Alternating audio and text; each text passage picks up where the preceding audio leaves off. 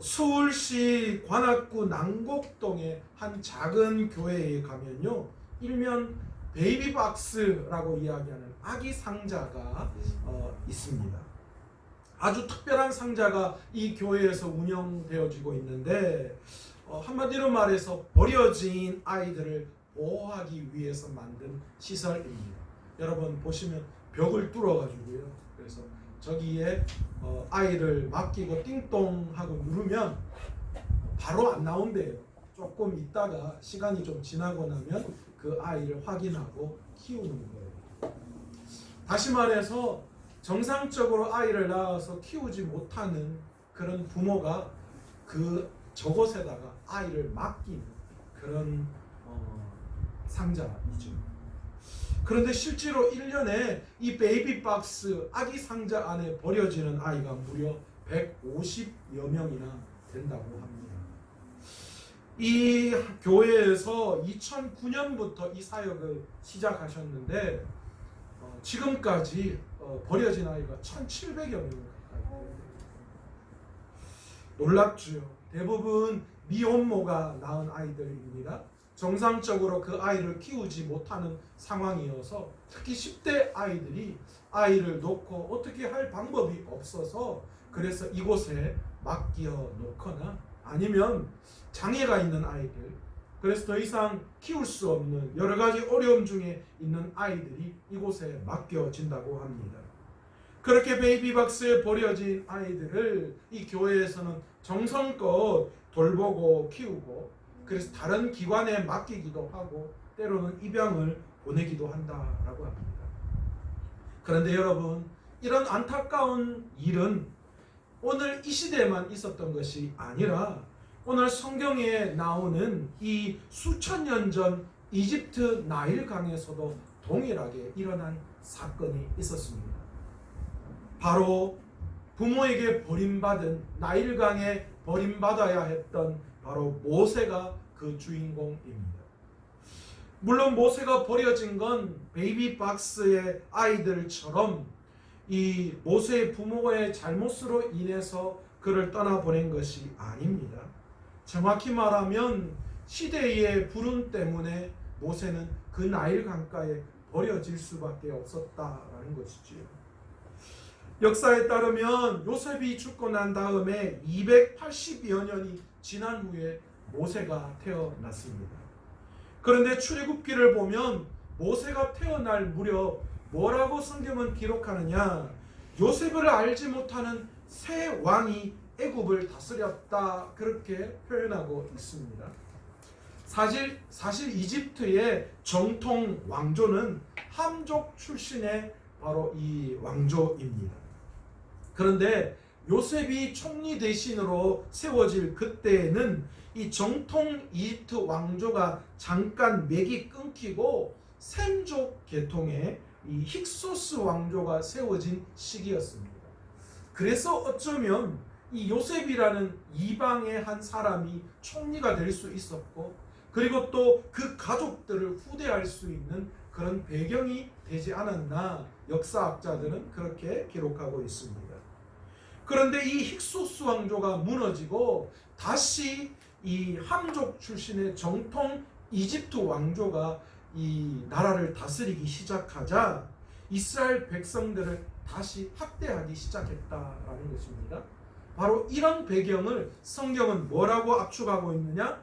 요셉을 알지 못하는 왕이 세워졌다, 그렇게 표현을 하고 있는 것입니다. 그런데 상대적으로 이스라엘 백성들이요, 애굽에 있는 동안 거의 폭발적으로 인구가 증가했습니다. 400년 동안에 70여 명의 가족이 애굽으로 이주했는데 글쎄 장정만 60만 명에 이르는 그런 엄청난 인구가 증가했어요. 여러분 아시죠? 장정, 힘쓸 수 있는 남자만 계수했다라는 거죠. 그래서 애굽에서 탈출할 당시에 아마 이 이스라엘의 인구가 약 200만 이상은 되지 않았나, 그렇게 추정할 수 있습니다. 이렇게 인구가 폭발적으로 증가했던 것 이유가 뭘까요? 하나님의 은혜입니다. 하나님은 애굽이라는 강대국 속에서 하나님의 백성들을 만드는 계획을 세우셨던 것이죠.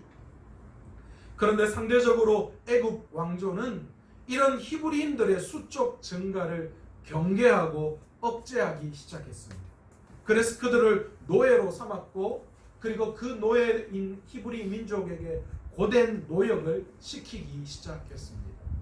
그래도 계속해서 인구가 증가하자 이제 새로운 정책을 하나 세웠습니다.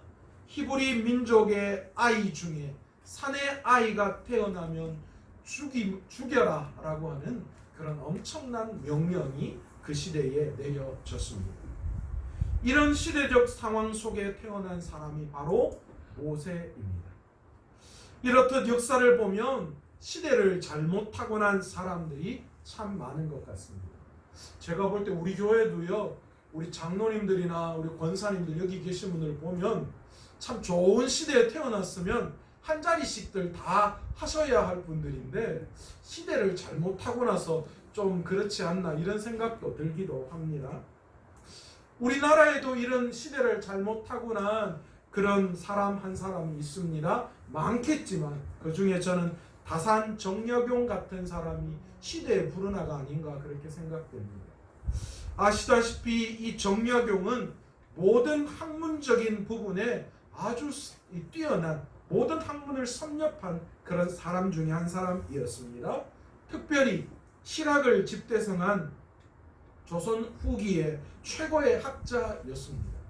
그런데 안타까운 사실은요, 그럼에도 불구하고 이 정약용은 18년 동안이나 전남 강진에 유배 생활을 해야만 했습니다. 이유가 뭐였는 줄 아세요?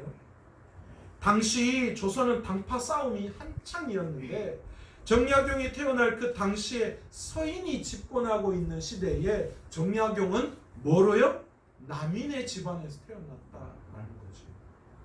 또한 그 형제들이 당시 천주교가 우리나라에 들어오기 시작했는데 이 천주교와 관련된 일로 인해서 유배를 가거나 처형당하는, 그러니까 다시 말해서 한마디로 불운의 시대를 살아갈 수밖에 없었던 사람, 뛰어난 재능과 학문에도 불구하고 이런 불운한 시대를 살아야만 했던 사람이 바로 정약용입니다.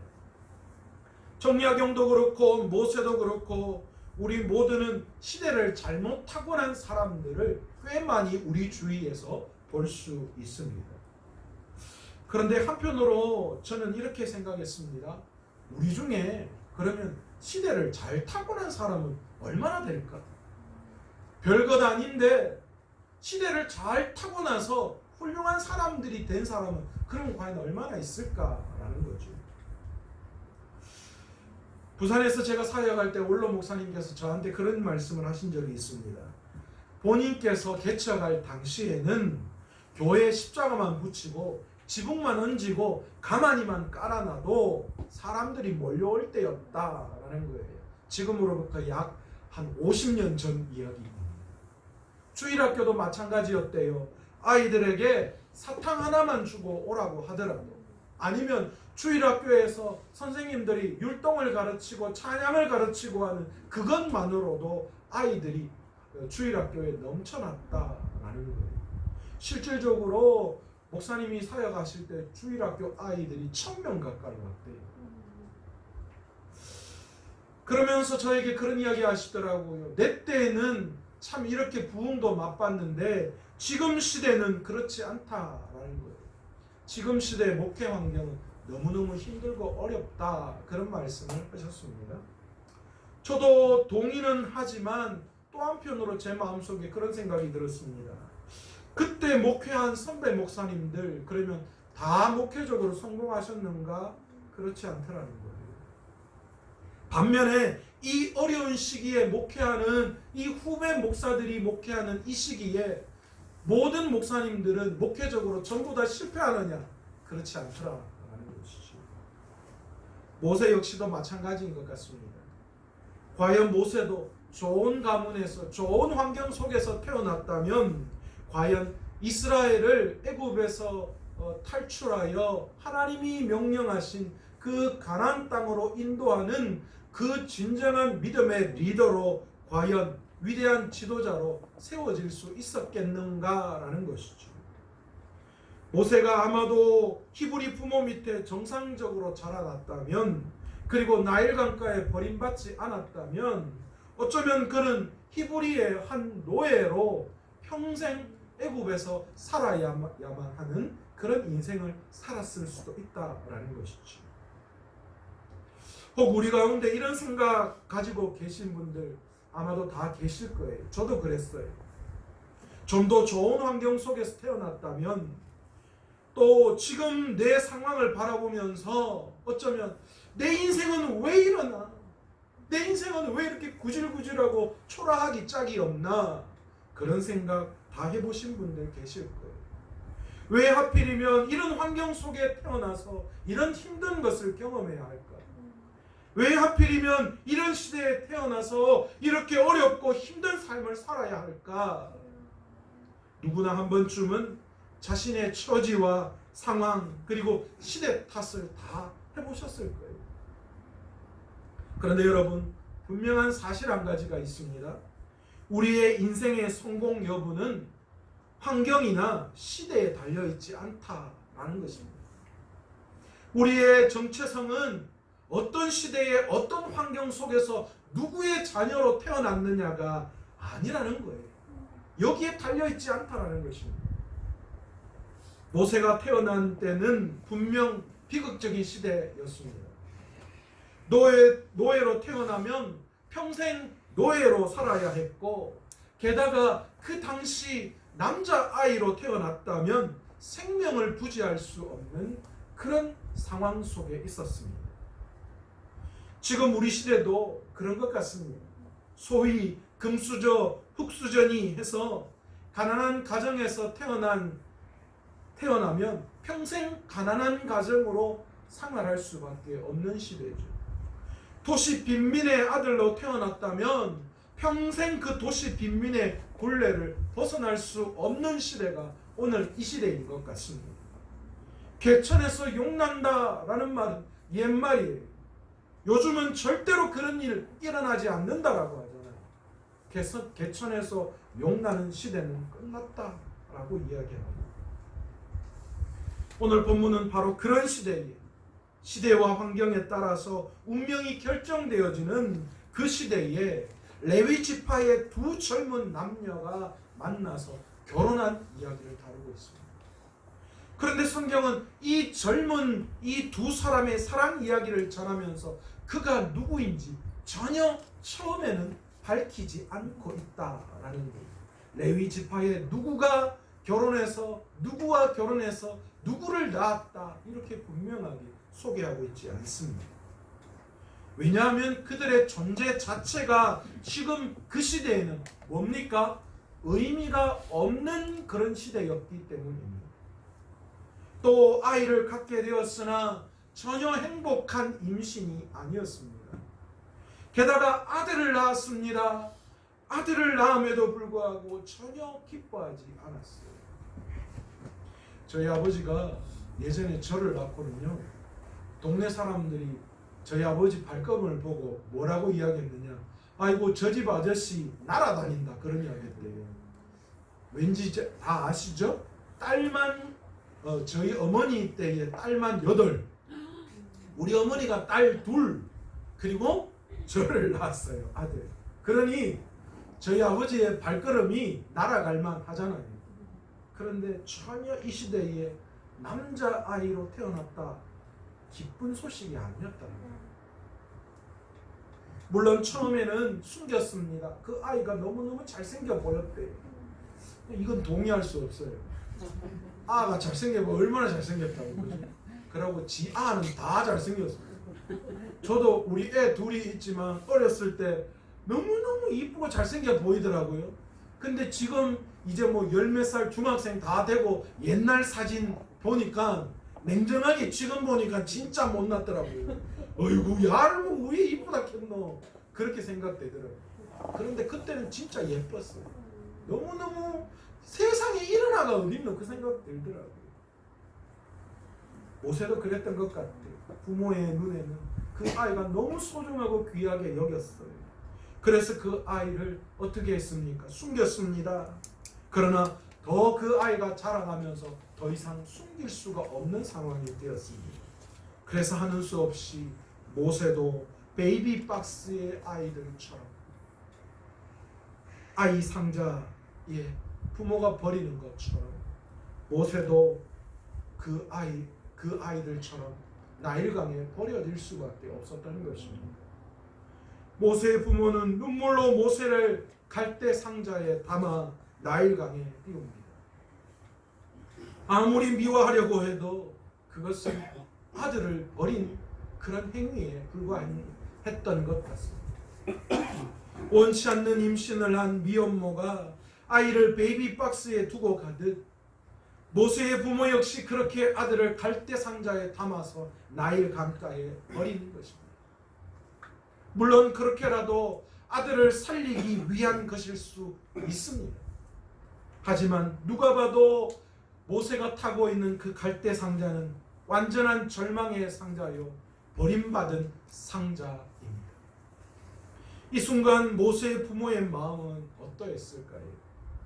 아이를 사지로 보내야 하는 부모의 심정은 이루 말로 표현할 수 없을 것입니다. 이미숙 집사님 주명이 군대 보낼 때 마음이 어땠습니까? 속 시원했습니까? 아니죠. 자가지고 군대 가가지고 잘 해낼 수 있을까? 혹시나 사고 당하지 않을까? 그런 여러 가지 신경 때문에 얼마나 마음 졸였는지 몰라요. 지금은 저렇게 제대해서 건강하게 지금 부모님 옆에 있지만 그때 저 아이를 보낼 때에 부모님의 마음은 편지 않았을 거예요. 저도 가끔 우리 애 군대 보낼 거 생각하면 그런 생각들을, 저 때는 분명히 군대 안 보낼 거라고, 요즘 의무병이 아니라 저 때쯤 되면 용병제로 해서 모집제로 갈 거라고 그렇게 생각합니다. 정원숙 지소님 어쩝니까? 곧 이제 군대에 보내야 하는데 전쟁터로, 전쟁이 나지 않은 군대에 아이를 보내야 할 부모의 심정도 이렇게 참 불안하고 초조한데, 전쟁터 속에서 자녀를 보내야 하는 부모의 마음은 어떨까요? 오늘 모세의 부모의 마음은 그랬던 것 같아요. 알 수 없는 미래, 어쩌면 나일 강가에 뛰어보내는 수많은 아이들처럼 그곳에서 아급압이 되고 아니면 물속에 수장되어지는 안타까운 일이 그 모세에게 기다리고 있을 거였습니다. 그 모세의 부모의 마음은 어떠했을까요? 아마도 처참하기 짝이 없었을 것입니다. 밤새 모세의 부모는 그런 여러 가지 생각으로 갈대 상자를 만들면서 눈물로 밤을 지새야만 했을 것입니다. 모세가 담긴 갈대 상자는 그렇게 정처 없이 떠내려가는, 아무도 주목하지 않는 작은 상자, 어쩌면 절망의 상자, 죽음의 상자에 불과한 그런 상자였습니다. 모든 히브리 노예의 아들들이 그렇게 죽어갔어요. 그러니 작은 상자가 그 세상 속에서 그 작은 상자는 어쩌면 아무도 특별히 여김 받을 수 없는 그런 버려진 상자에 불과했던 거예요. 사람들이 그렇게 생각했을 거예요. 애국 사람들이 나일 강가에 떠내가는 그 상자를 바라보면서 히브리 노예 중에 또 한 아이가 저렇게 버려졌구나, 그렇게 생각하고 지나가는 그런 정도였을 것입니다. 그런데 여러분, 바로 그 시간 그 갈대 상자를 뚫어지게 주목하고 또한 바라보고 계신 분이 계셨습니다. 아니, 강에 던져진 갈대 상자를 바라보신 것이 아니라 직접 운전하고 계셨던 분이 계십니다. 그분이 바로 하나님이십니다. 아멘. 그 하나님께서는 400년 동안 버려졌던 민족, 희망이 없던 땅, 그 비극의 강가에 여전히 이스라엘 민족과 함께하고 계셨던 것입니다. 처참하게 노예로 전락해서 아주 힘든 노동 가운데 있었던 그들, 그래서 하나님이 자신을 잊어버리지는 않았는가, 그렇게 절망할 때 아들을 놓으면 결코 함께 살 수 없어 나일 강에 던져버려야 하고 아니면 나을 때 죽어야 하는 그런 운명을 바라보면서 하나님은 우리를 잊어버리시고 하나님은 우리를 버리셨다라고 생각하는 그 순간에도 하나님은 여전히 그들과 함께 하셨던 것입니다. 아멘. 그 갈대 상자는 세상의 모든 연결줄이 끊어진 상태였습니다. 사랑하는 부모와의 끈도 끊어진 상태였습니다. 뭐 하나 그 상자를 지켜줄 그 어떤 것 하나도 없는 상태였습니다. 그런데 우리 하나님은 그 작고 초라한 갈대 상자를 주목하고 계셔. 친히 바람의 방향과 속도를 조절하시면서 그 상자를 운전하고 계셨다는 것입니다. 모든 끈이 끊어진 그 상자를 하나님의 끈으로 붙들고 계셨던 것입니다. 우리 역시 살면서 그처럼 작고 초라한 상자에 실려 어쩌면 이 도도한 시대의 급류 속에서 그렇게 버려져서 떠내려 가야 하는 그런 삶처럼 우리의 인생이 비춰지고 보여질 때가 있습니다. 그야말로 내 인생 왜 이렇게 되어야 할까? 한숨만 쉬고 앞이 보이지 않는 현실 속에서 갈 바를 몰라 두려움에 사로잡혀 있을 때가 있다는 것이죠. 어쩌면 이 코로나 시대가 우리에게 그런 시대 같습니다. 어제 뉴스를 잠깐 보니까 절망하는 소상공인들의 부르짖음을 들으면서 얼마나 가슴 아팠는지 몰라요. 이 시대에 살아가면서 다른 사람을 바라보면서 이렇게 생각할 때도 있습니다. 남들 자식들은 떵떵거리면서 잘 취업도 하고 결혼도 하고 아이도 잘 낳고 잘 살던데 내 자식은 왜 이 모양 이꼴, 왜 내 자식은 애물단지처럼 나를 괴롭히는가, 그런 생각에 사로잡힐 때도 있어요. 다른 집 남편을 보면서 세상 중에서 다른 집 남편은 성공만 잘하고 돈도 잘 벌어오고 승진도 잘하고 가정도 잘 돌보던데 왜 우리 집 남편만 왼수 덩어리처럼 왼수 같은 존재로 남아있느냐, 그런 생각 들 때도 있어요. 다른 집 부모님은 돈도 많고 높은 권력이 있어서 뭐 해달라는 대로 다 척척해주고 그 부모 덕보며 잘 살던데 우리 부모님은 왜 이 모양 이 꼴인지 그렇게 생각될 때도 있어요. 도리어 빚이나 안 물려줬으면 좋겠다, 그런 생각될 때도 있어요. 다른 사람은 사업만 잘하고 성공만 잘하던데 우리 집은 왜 이렇게 뭐든 하는 족족이 망해버리는지, 뭐가 문제인지, 언제 떵떵거리며 세상 속에서 한번 살아볼지 그렇게 두려움과 답답함 속에 있는 분들도 계세요. 다른 사람은 평생 병원 한 번 안 가고 건강하게 산다던데 우리 집은 왜 이렇게 아픈 사람도 많고 문제도 많은지, 뭐가 잘못됐는지, 무슨 죄가 내한테 있는지 그런 생각 들 때도 있어요. 남들은 보험이다 연금이다 노후 설계한다고 정신없는데 지금 나는 노후 설계는커녕 당장 먹고 사는 것도 캄캄한 그런 시대 앞에서 한탄하며 내 인생 왜 이래, 이렇게 생각될 때도 있습니다. 내 인생이 꼭 하염없이 나일 강가에 떠내려가는 갈대 상자와 같습니다. 그러면서 내 인생이 이렇게 끝나는 건가, 그런 생각, 그런 비참함 속에서 절망하고 낙심할 때 있다는 것이죠. 당장 죽을 듯하고 뒤집힐 듯하고 나일 강에 악어에게 잡아먹힐 것처럼 생각될 수 있습니다. 그런데 여러분, 우리가 이 속에서 명심해야 할 것이 하나 있습니다. 그럴 것 같을 뿐입니다. 그렇게 느낄 뿐이라는 거예요. 우리 하나님께서는 한 번도 우리를 버려두신 적이 없으십니다. 하나님께서는 한 번도 하나님과 우리와의 관계의 끈을 끊으신 적이 없다는 것이죠. 아멘. 어떤 절망 속에 우리가 있을지, 아멘. 버려진 자리, 떠내려가는 그 자리에 여전히 하나님은 우리와 함께 계셨습니다.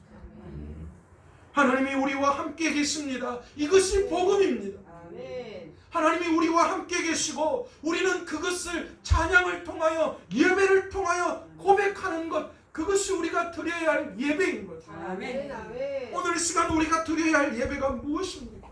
하나님 절망 중에 우리와 함께 하시고 우리를 구원시켜 주실 그 하나님의 놀라운 은혜를 찬양하고 높이는 것이 예배입니다. 아멘. 그리고 그것을 우리의 입을 통하여 고백하고 진술하는 것이 바로 우리의 신학이 되어야 한다.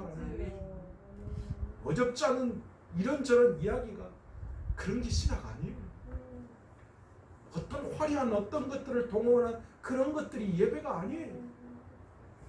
내 삶에 진정한 하나님이 나와 함께 하심을 고백하고 감사하며 그 영광을 하나님 앞에 올려드리는 것, 여러분 그것이 주님이 우리에게 말씀하시는 복음이요 예배이며 신학입니다. 아멘.